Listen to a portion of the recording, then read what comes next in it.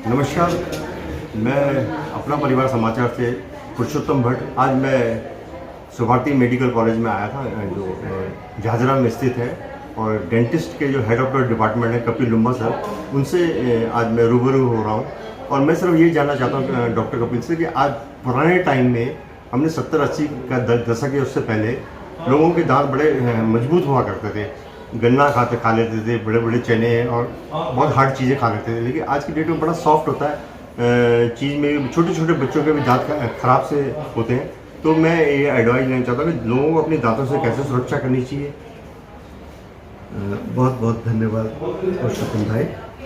देखिए, जो आपने सवाल पूछा है बहुत ही रेलेवेंट है, और उसका अच्छा हुआ कि आपने इस तरीके से प्रचार कर रहे हैं। वैसे हम लोग स्कूलों में जाके बताते हैं, बट इस माध्यम से जो आपने किया ये एक अनूठी पहल है, और आई कॉन्ग्रेचुलेट यू कि आपने इस तरीके का किया। अब आए हम बेसिक चीज़ों पे। उसके दो कारण हैं।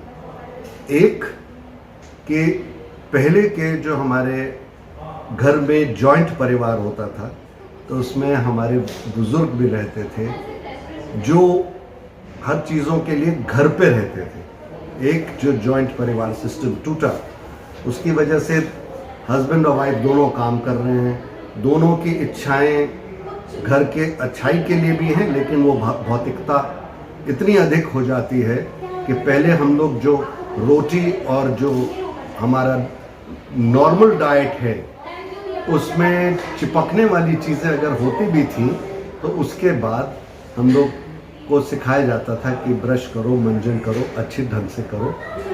प्लस हम लोग को फाइबरस फूड्स की वैल्यू दी की जाती थी। अब मुझसे कोई कहता था कि आपका फेवरेट फूड क्या है, तो मैं कहता हूँ भाई मैं भुट्टा बहुत पसंद करता हूँ। अब आजकल के लोगों को अगर आप भुट्टा दे दें, तो वो मॉल में जाके वो जो भुट्टे के निकाले हुए हैं सॉफ्ट वाले, वो तो खा लेंगे, लेकिन आप उनसे कहीं कर लो बेटा, इससे एक्सरसाइज भी हो, तो वो भी नहीं कर। और जैसे आपने गन्ने का नाम लिया, तो उसके फाइबर्स इटसेल्फ क्लींजिंग इफेक्ट देते थे। आजकल हम लोग क्या खा रहे हैं? जंक फूड, जिसको पूरी दुनिया में आजकल हो रहा है कि भैया जंक फूड को थोड़ा अवॉइड करो। ना उसकी पौष्टिक वैल्यू है ना कुछ।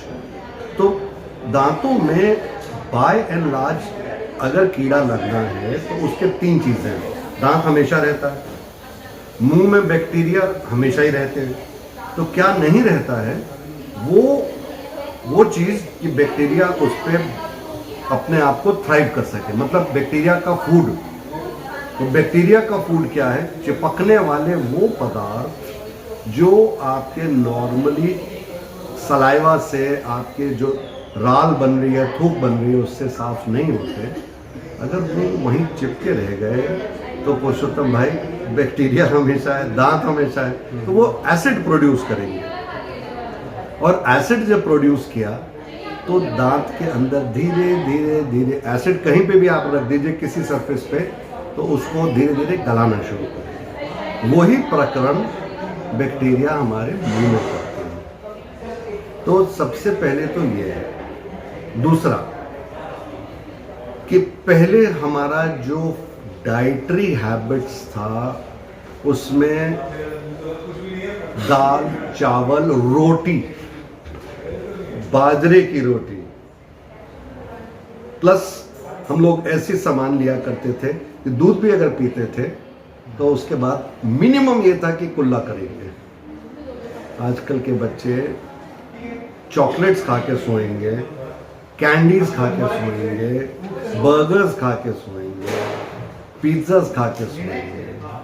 तो उसके बाद मैनेजमेंट भी नहीं करेंगे। पेरेंट्स भी कई बार ऐसा होता है, कह तो देते हैं लेकिन बेचारे खुद बिजी हैं, या अब इस चीज़ को अन्यथा मत लीजिएगा, आधे से ज़्यादा लोग पार्टी और क्लब्स में बिजी हैं, तो उनको बच्चों को उतना मॉनिटर करने का नहीं रह गया है।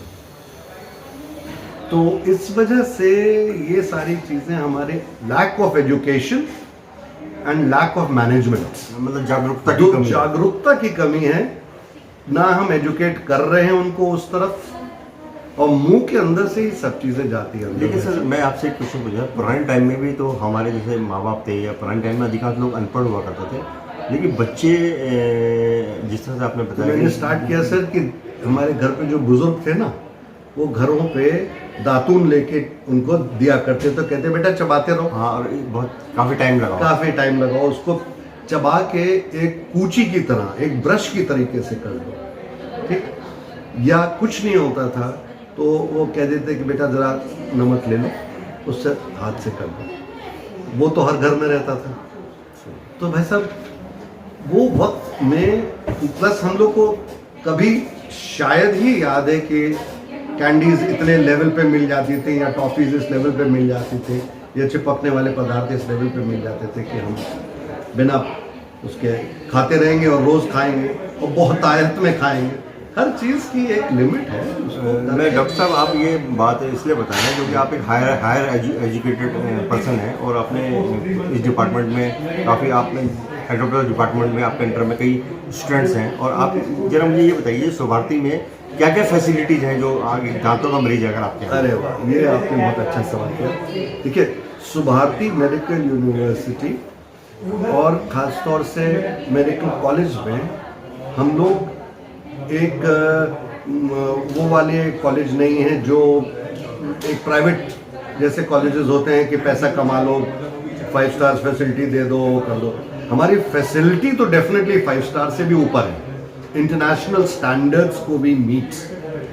जो बेस्ट चीज़ें हैं वही हम इस्तेमाल कर रहे हैं, लेकिन हमारी मैनेजमेंट इतनी अच्छी है कि हमारे को वो